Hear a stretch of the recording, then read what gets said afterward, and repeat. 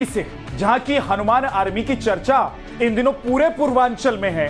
घरों और मंदिरों की दहलीज से निकलकर अब हनुमान भक्त सामूहिक तौर पर हनुमान चालीसा का पाठ कर रहे हैं। तो सवाल इस बात का है कि हनुमान भक्त आखिर ऐसा कर क्यों रहे, इसके पीछे की वजह क्या है, इनका मकसद क्या है और क्या मकसद सनातन धर्म की रक्षा करना है या फिर पीछे वजह सियासी।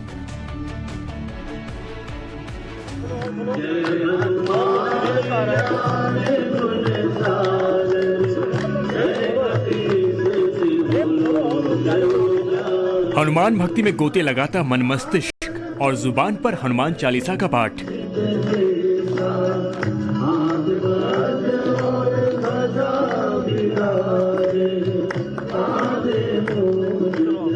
ये तस्वीरें वाराणसी की हैं, जहां सैकड़ों की तादाद में लोग इकट्ठे होकर हनुमान चालीसा गा रहे हैं।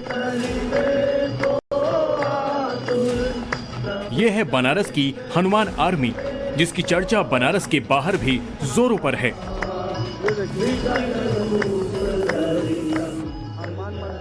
बनारस में हनुमान चालीसा का सामूहिक पाठ शुरू हुआ तो इसे अजान के जवाब के तौर पे देखा गया, लेकिन अब वो धीरे धीरे एक साइलेंट मूवमेंट बनता जा रहा है, क्योंकि इसमें हर दूसरे हफ्ते नए लोग जुड़ते जा रहे हैं। नए शहर, नए कस्बे, नए गांव जुड़ते जा रहे हैं।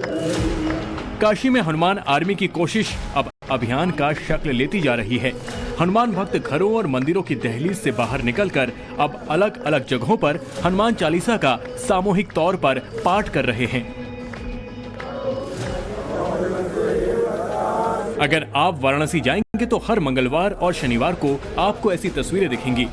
कभी कचहरी परिसर तो कभी पार्क। हनुमान चालीसा के पाठ का ऐसा नजारा अब वाराणसी में आम हो चुका है।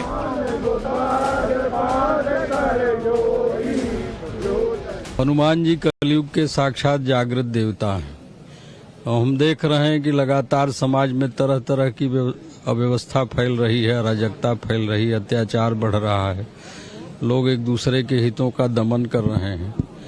तो इस स्थिति में शुभ और कल्याण की, समाज के शुभ और कल्याण की कामना से हम लोग हनुमान जी की उपासना में लगे हैं। ये कचहरी में कई वर्ष पुरानी हमारी परंपरा है।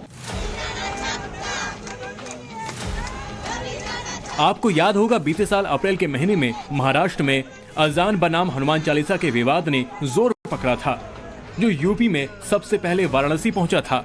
तब अजान के विरोध स्वरूप 5 वक्त घरों की छतों पर हनुमान चालीसा का पाठ करने का चलन बढ़ गया था। इसी विवाद के बाद वाराणसी में हनुमान आर्मी को बनाया गया था, जिसमें शुरू में 10 से 15 लोग हनुमान चालीसा पढ़ते थे, लेकिन अब ये संख्या धीरे धीरे करीब 10,000 तक पहुंच चुकी है। इतना ही नहीं, वाराणसी के कचहरी परिसर, शीतल घाट, शास्त्री घाट, मछुदरी पार्क, नमो घाट और कंपनी बाग समेत 2 दर्जन जगहों पर सामूहिक तौर पर हनुमान चालीसा का पाठ किया जा रहा है, जिसमें हजारों लोग शामिल होते हैं। पूरे पूर्वांचल में जितने भी हनुमान मंदिर है, सब में हनुमान चालीसा हो और हर स्कूलों में प्रार्थना के समय हनुमान चालीसा का पाठ भी हो। अगर 5 टाइम नमाज होती है तो कम से कम 5 टाइम तो हनुमान चालीसा भी होनी चाहिए। ये हमारा लक्ष्य है और पूरे पूर्वांचल के एक एक हनुमान मंदिर और एक एक विद्यालय में हम लोग हनुमान चालीसा कराएंगे। हनुमान आर्मी बनाने वाले सुधीर सिंह बताते हैं कि इसके पीछे उनका मकसद हिंदू संस्कृति का प्रचार प्रसार और हिंदू जागरण के साथ ही हिंदुओं को अपनी जड़ों की ओर ले जाना और एकजुट करना है। हनुमान आर्मी ये भी कहती है कि उनका कोई राजनीतिक मकसद या एजेंडा नहीं है। देखिए, राष्ट्र में जो ईगो था, जो लोगों में एक भेदभाव था, उसको समाप्त करने के लिए जब लोग जुड़ेंगे तो बातें होंगी तो उसका निष्कर्ष निकलेगा, तब समाज संगठित होगा और वो संगठित समाज ही कहीं न कहीं हम लोग को दिशा दे सकता है, आने वाली पीढ़ी को दिशा दे सकता है। तो मेरा यह मानना है कि हनुमान चालीसा करके हिंदू संगठित हो रहे हैं और ऐसा होना चाहिए। हिंदुओं की हनुमान आर्मी को लेकर पूरे शहर में चर्चा है, तो दूसरी तरफ मुस्लिम वर्ग का अपना नजरिया है। मुसलमानों के मुताबिक हर धर्म को अपनी बात रखने की पूरी आजादी है, मगर अजान की प्रतिक्रिया स्वरूप ये ठीक नहीं। अपनी पॉलिटिकल स्टैंड ये लोग बना रहे हैं कि अपनी पहचान बनाने के लिए, और सनातन धर्म इतना कमजोर नहीं है कि जितना ये लोग कह रहे हैं, समझ रहे हैं, उतना कमजोर नहीं। ये खुद कमजोर बहुत हैं, ये अपने को आगे बढ़ाने के लिए काम कर रहे हैं। बहरहाल हर गुजरते दिन के साथ हनुमान आर्मी की कुनबा बढ़ता जा रहा है। इसमें लोग जुड़ते जा रहे हैं। वाराणसी में इसका अच्छा खासा जनाधार हो गया है। हनुमान आर्मी वालों का दावा है कि उनका लक्ष्य आने वाले कुछ दिनों में पूरे पूर्वांचल में खुद को फैलाना है। अब सवाल यह है कि हनुमान आर्मी के पीछे क्या वाकई हनुमान भक्ति है या फिर इसके पीछे कुछ और है। ऐसा इसलिए क्योंकि दरअसल पूर्वांचल की राजनीति में धर्म और जाति का जोर ज्यादा चलता है।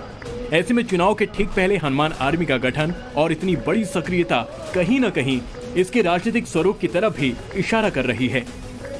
वाराणसी से आशुतोष सिंह के साथ ब्यूरो रिपोर्ट, टाइम्स नाउ, नव भारत।